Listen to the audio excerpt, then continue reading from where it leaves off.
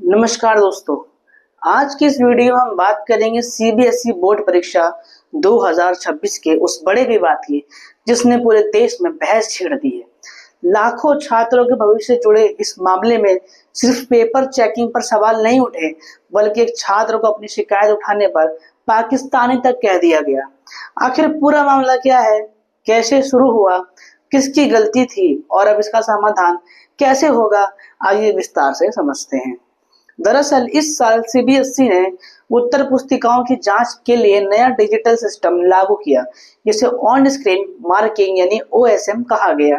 इस सिस्टम में छात्रों की कॉपियों को स्कैन करके ऑनलाइन परीक्षकों को भेजा जाता है, ताकि मूल्यांकन यानी कि रिजल्ट को जल्दी से किया जा सके। सीबीएसई का दावा था कि इससे पारदर्शिता बढ़ेगी और मानवीय गलतियों में कम होगी, लेकिन रिजल्ट आने के बाद कई छात्रों ने गंभीर आरोप लगाने शुरू कर दिए। सबसे ज्यादा चर्चा आया दिल्ली के क्लास 12वीं के छात्र वेदांत श्रीवास्तव का मामला। वेदांत को फिजिक्स में उम्मीद से बहुत कम अंक मिले। जब उसने रीएवल्यूएशन प्रक्रिया के तहत अपनी आंसर शीट की कॉपी मांगी तो वह हैरान रह गया। वेदांत का दावा था कि वो फिजिक्स की आंसर शीट उसने जो भेजी गई थी वह उसकी है ही नहीं। उसने कहा कि पहले पेज के अलावा बाकी उत्तर उसकी लिखावट से मेल नहीं खाते, जवाब अलग थे और पूरी कॉपी किसी दूसरे स्टूडेंट की लग रही थी। इसके बाद वेदांत ने सोशल मीडिया प्लेटफॉर्म एक्स पर अपनी शिकायत सार्वजनिक की, सीबीएसई को टैग करते हुए। लेकिन यहाँ से मामला ज्यादा विवादित हो गया। वेदांत ने नहीं सोचा था कि उसके साथ इस तरीके का व्यवहार ऑनलाइन सोशल मीडिया पर दिखाया जाएगा। जहाँ कई लोग वेदांत के समर्थन में आए, सपोर्ट में आए, वहीं कुछ लोगों ने उसकी शिकायत पर सवाल उठाने शुरू कर दिए। सोशल मीडिया पर उसे एंटी नेशनल सिस्टम को बदनाम करने वाला और यहाँ तक कि पाकिस्तानी तक कह दिया। वेदांत के भाई ने सामने आकर कहा कि वेदांत का पहला कोई सोशल मीडिया अकाउंट नहीं था। उन्होंने सिर्फ अपनी एक समस्या उठाने और न्याय मांगने के लिए नया अकाउंट बनाया था। इसके बाद परिवार को ऑनलाइन ट्रोलिंग और गालियों का सामना करना पड़ा। जब मामला तेजी से वायरल हुआ तो सीबीएसई पर दबाव बढ़ने लगा और उसके बाद उन लोगों को काफी दिक्कत होने लगी। इसके बाद सीबीएसई अधिकारियों ने वेदांत के परिवार से संपर्क किया और जांच के बाद ये स्वीकार किया कि सच में जो आंसर शीट थी वो गड़बड़ थी, यानी कि सीबीएसई की तरफ से उनकी गलती थी।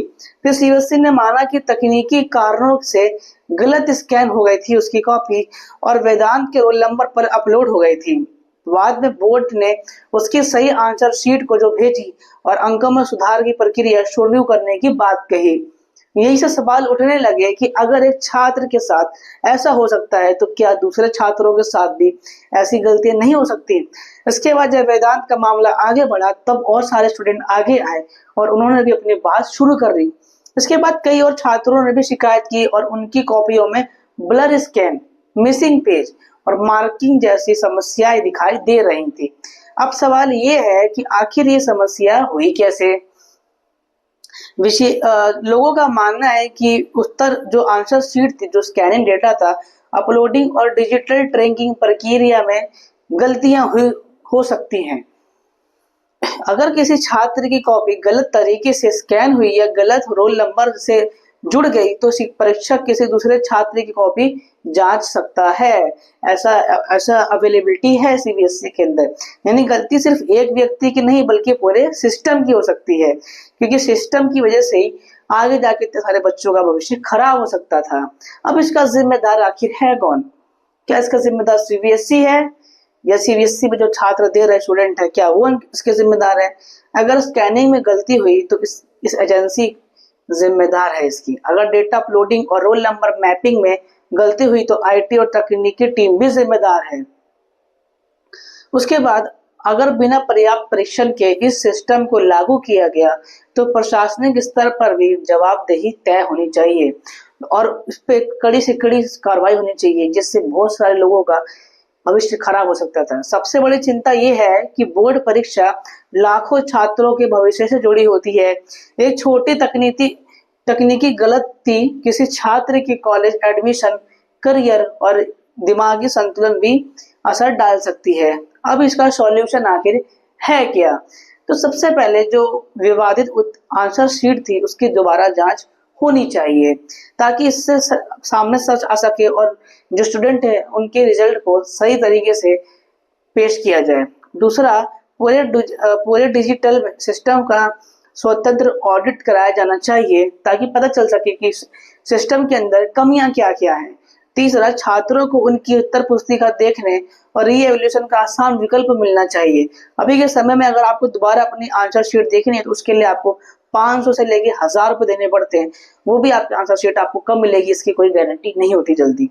चौथा, अगर भविष्य में ऐसी घटनाएं रोकने के लिए स्कैनिंग और डेटा वेरिफिकेशन सिस्टम को और मजबूत बनाना होगा।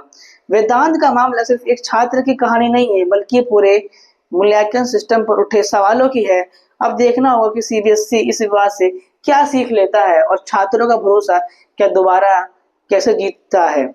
आप इस बारे में अपनी क्या राय रखते हैं? क्या सीबीएसई का नया डिजिटल सिस्टम फेल हुआ है या सिर्फ तकनीकी गलती थी? कमेंट बॉक्स में अपनी राय जरूर दीजिएगा। आपके हिसाब से इसमें किसकी गलती थी? धन्यवाद वीडियो देखने के लिए।